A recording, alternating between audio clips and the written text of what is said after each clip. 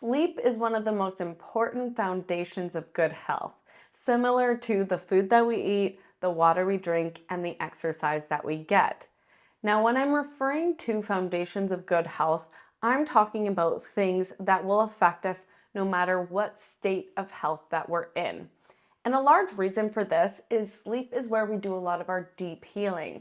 It's when our immune system is most active and circulates. It's when we do a large percentage of our detoxification, consolidate memories, and so on. The point is having good sleep is foundational for good health.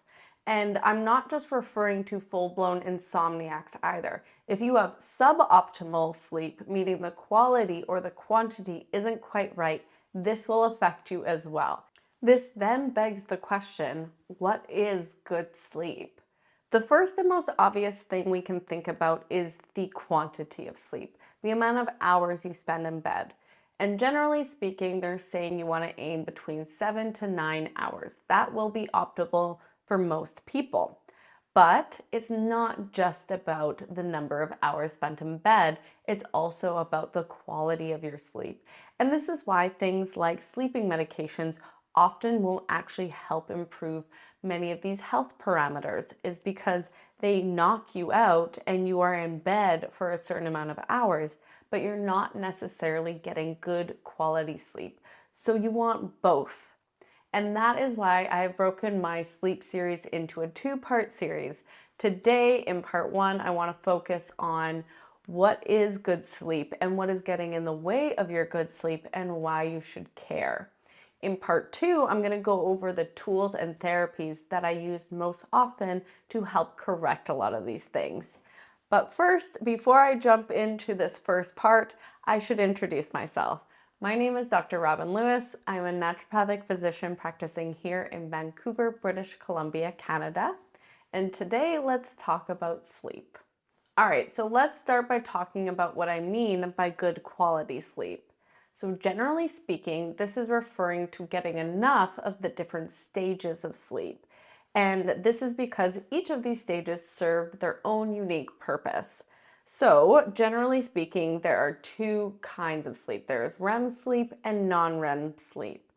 And then within REM sleep, there's actually 4 different stages. So for example, deep sleep is generally considered stage 3 of non-REM sleep. Now, the exact percentage of each stage that you require isn't exactly known, but most sleep experts will agree that you want to aim to get around 25% of REM sleep and 25% of deep sleep. So that's stage 3 non-REM sleep. And then the rest of the stages can vary. So then you might be thinking, but how do you know that you're in these various different stages of sleep? And honestly, the only way to really know that is to track it. So I use something like my Aura Ring to track the different stages of my sleep. This particular device looks at 20 different biometrics that will detect my activity, my stress, my sleep. There are other devices like Whoop straps, Garmin watches, but the point I'm trying to make is you kind of need to wear something in order to track it as accurately as possible. So this ring I know will give a similar accuracy as to a clinical polysomnography. So that's actually really impressive. It's about 80% accurate. A lot of these health-orientated devices are quite good at assessing this. And so if you really want to understand how much time you're spending in these different stages of sleep, you're going to have to wear something in order to track that. The other thing that you're going to want to pay attention to is how long it takes you to fall asleep and whether or not you stay asleep, so how many times you wake up. Generally speaking, it should take about 5 to 20 minutes to fall asleep, and you really shouldn't be waking up at all, certainly not multiple times throughout the night. Now, this then brings me to one of my first topics about potential causes of sleep disturbances, and that is because it's one of the most common reasons I see people struggle to fall asleep and stay asleep. So what we were just talking about, I most often see associated with cortisol. So cortisol is referring to our stress hormone, and it is released from our adrenal glands in response to stress. one of the things that it'll do is it'll cause mental stimulation or arousal. So you will become more acutely aware of your situation, more stimulated, and certainly not more sleepy. So having too much cortisol at night is a really common pattern that I see for a lot of my patients. These people will often describe their situation before bed as sort of a wired but tired kind of situation. So they're exhausted all day long and really looking forward to sleep, but when sleep actually comes, they can't shut off their thoughts. And this doesn't always have to mean super anxious thoughts, but it could be simple little things like random checklists, emails you didn't send, conversations you had the day prior. The point is, your thoughts won't allow you to fall asleep. And a lot of this has to do with too much cortisol at night. And so in part 2, when we focus on some of the therapies, I'm going to be talking a lot about these stress management tools and other therapies designed to lower cortisol at night so that you can shut your brain off and actually fall asleep. The next thing that I want to talk to you about is your circadian rhythm and napping. I won't spend too much time on this because I think most people have a good grasp on this, but if you are constantly changing your time zones or going from night shift to day shift and trying to fall asleep at different times of the day, that isn't going to go over really well for your body. And this is because our sleep is dictated by certain hormones and chemical compounds that are released at certain times of the day. And so melatonin is a really good example of this. It shouldn't be released too early in the day. It should be released right before bed, being highest at night, then dropping during the day, allowing us to be alert because it is generally referred to as our sleepy chemical. So if we're constantly changing the time we go to bed, melatonin doesn't know when to release. And generally speaking, a lot of these hormones follow a 24-hour clock. This is referring to our circadian rhythm, and a lot of these hormones will like to be released at specific times, meaning a consistent bedtime and a consistent wake time is very important for them to do their job effectively. On a similar line of thinking, when it comes to napping, we can impede certain hormones or chemical compounds that are supposed to build up throughout the day, being highest before bed, allowing us to feel really sleepy. A good example of this is something called adenosine.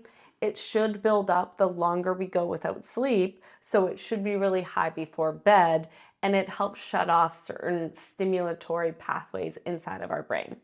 And when we nap, we kind of drop that level of adenosine back down, so it's not quite as high before bed.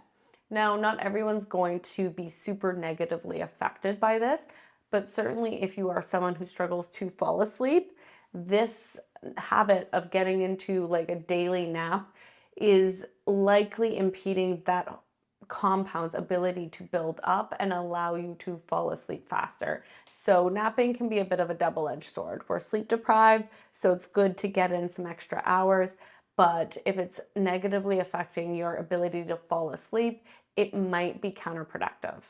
Another thing that we want to consider are the substances that we put inside of our body. So I'm talking about things like alcohol, caffeine, cannabis, and medications. If we talk about something like alcohol and cannabis, it's really interesting, right? A lot of people would say it actually helps them with sleep. If they have a couple drinks, an edible, or a smoke before bed, it helps knock them out. Now, for a lot of these people, what they don't realize is these things have actually been shown to block REM sleep, so one of our most important stages of sleep. I will say alcohol does seem to do this much more severely, and I have noticed that. But if you're talking about cannabis, the THC is also being shown in the research to block REM sleep. So it doesn't always equate to a good quality sleep. Now, CBD doesn't really seem to have that same impact, but it's something to consider when we're talking about ways we get ourselves to sleep. Some of these things may feel like they're getting us into sleep better, but really it's at the sacrifice of some of these nicer, more high quality stages of sleep. Caffeine is also something that gets a lot of airtime when we talk about sleep because it is a stimulant. You can find caffeine in places like coffee, energy drinks, chocolate, tea, and the caffeine being more stimulating can affect some people's sleep, yes, but it entirely depends on how quickly you metabolize caffeine, which is largely driven by genetics. So I do a lot of genetic testing in clinic, and a lot of my patients do fall under the category of slow metabolizers of caffeine, which essentially means you don't clear the caffeine that you consumed very quickly. Now that means it allows that caffeine to build up in our system and be more stimulating for a longer length of time. Now, average rates of clearance are anywhere from a couple hours up to 10 hours. So if you are one of those slow metabolizers, if you have caffeine too late in the day, even later morning, it could be negatively impacting your sleep. So again, just something else to think about. Now, if we look at things like sleeping pills, things can get even more confusing. And that's because many of these medications designed for sleep actually worsen your health in the long run. There's been studies to show a lot of these hypnotics and benzodiazepines can worsen your immune system, so you're getting infections more often, can be linked to certain types of cancer, more rates of death and mortality. There's a lot of things that have been associated with some of these sleeping medications. And it's a large reason why now you will see the American College of Physicians not even recommending them as a first line, saying you should probably try some other things like cognitive behavioral therapy or other alternatives before going to these medications. Because although you may be now falling asleep, again, this does not equate to good quality sleep. And so even though you would think because you are asleep for longer, you are getting the benefits of that sleep, it's actually working against you because it's not the same thing. Passing out and good quality sleep are two different things. And it's not just sleeping pills that can negatively affect your sleep. Stimulants that people are prescribed can definitely affect your sleep. There's certain cardiac medications, medication for your thyroid, different hormones. They can affect your sleep as well. So the point I'm trying to make is if you aren't sleeping well, it may be worth looking at the things that you're taking, namely the medications, and yes, some of these supplements that are also more stimulating, and seeing if those are being given too close to bed or whether or not they're necessary at all. And the last thing that I want to bring up is where are your other hormones at? So I've already talked about cortisol, which is a type of hormone, but right now I'm also referring to our sex hormones. So things like testosterone, estrogen, progesterone. In fact, you'll see a lot of people when it gets to that life stage like menopause or the male equivalent, which is called andropause, when they start to see shifts, dramatic shifts in their hormones, a lot of the time the quality of their sleep will also be affected. So I just bring this up to highlight that this is another potential target or another sign that maybe something's not quite right in the body. It can affect your sleep, and that might be a reason to look back at where are my hormones at? Are there other things that might point to that being a cause of a decline in the quality or quantity of your sleep? Now, of course, this is definitely not the entire list of things that could be going on. Of course, you could have conditions like sleep apnea, which is more of a structural reason that you're not breathing properly and not getting good quality sleep. There are other illnesses that will definitely affect the quality of our sleep, like pain illnesses, for example, things that congest your lungs and prevent you from lying down. So, of course, there are other things that could be going on here, but these are just some of the very overlooked causes of insomnia or suboptimal sleep. Now, again, we'll see you in part 2 where I go over some of the tools and therapies I'd use to address some of these things. And in the meantime, if you have any questions, please comment them below. Unfortunately, I'm not really allowed to give direct medical advice, so reserve those questions. I'm not allowed to answer them. But if you want clarifications on any of the topics that I discussed today, please comment those below, and I look forward to seeing you in part 2.